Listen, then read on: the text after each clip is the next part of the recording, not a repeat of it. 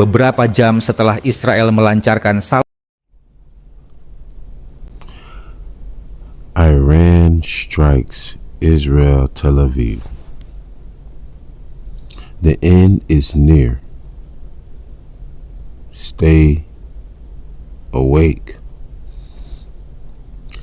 Isaiah chapter 13 verse 4. The noise of a multitude in the mountains, like as of a great people, a tumultuous noise of the kingdoms of nations gathered together. The Lord of hosts mustereth the host of the battle. I want to give all the honor, glory, and praise to the Most High YAHAWAH and His only begotten Son YAHAWASHI. Double honors to my elders at Great MILESTONE, taught me this truth through the Spirit. Single honors to the elect. Peace and bless to the 1/3 and to the confused. The faces in the four corners of the earth, Shalom. As you can see, this is a major move, understanding the circumstances that's dealing with Iran and Israel. Now, Israel is a welfare state that gets millions, if you ask me, billions of dollars from the United States. Their military weaponry is from the United States. So the attack that they did on Iran prompted Iran to respond back. And for those of you who don't know, there's actually, in the comment sections, people are saying Iran has the right to defend itself. Iran has a right to defend itself. Iran has a right. I mean, literally, almost every comment says Iran has the right. And that's pretty much mocking, in a sense, when the world says Israel has a right to protect itself. Israel has a right to protect itself. Israel has a right to protect itself. Because every time Gaza will retaliate to Israel, you know, people will say, oh, they're killing, oh, Israelis were killed, and blah, blah, blah. But then whenever Israel will attack Gaza, or Israel was defending themselves, and Gaza is just a little strip. So now you're going to get some a country that has sovereignty, and it has military power, and it's not a part of the EU or the NATO, and they attack Israel. As you can see, I like the word blitzkrieg. I love it.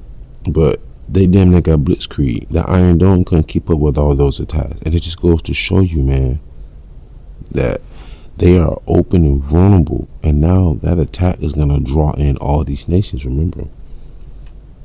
It says a tumultuous noise of kingdoms of nations gathered together. Remember, in the valley of Jehoshaphat, where the Lord will plead for his people, that's where the Lord's going to gather all nations. Once again, on the ancient map, Jehoshaphat is pretty much where the land of Israel is today. That little piece of land is going to have World War III pop off. Iran is also allies with Russia and China. Iran also has some of Russia's military weaponry. Now, America is part of EU and NATO. But they run both, if you ask me. They're part of NATO, so their allies are going to get involved as well. This is going to cause a lot of nations to come and intervene. This is the end. These are the days we're looking for. This is the day that we are looking for. Isaiah 13 and 5. They come from a far country, from the end of heaven, even the Lord and the weapons of his indignation, to destroy the whole land. How ye, for the day of the Lord is at hand, it shall come as a destruction from the Almighty. And what do it mean by the weapons of his indignation? In the same book, Isaiah, let's go there. Isaiah 54, you have to get an understanding. The Lord's weapons. Isaiah 54, verse 16. Behold, I have created the smith that bloweth the coals in the fire, and that bringeth forth an instrument for his work, and I have created the waster to destroy. The Lord has given the German scientists the knowledge to split atoms, and then from there on out, it was just more nuclear destruction, nuclear fissions, right? Atomic fissions. Break it down to splitting atoms would cause a chaotic reaction to what you will now see a devastating factor known as a thermonuclear warhead.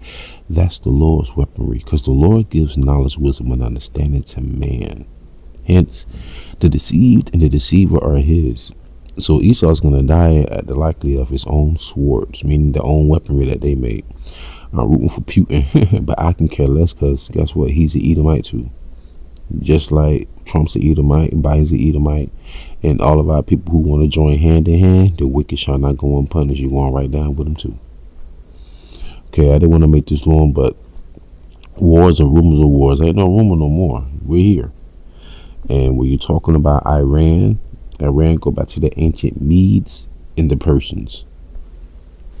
Okay, this is Isaiah chapter 13, verse 17. We start at 16.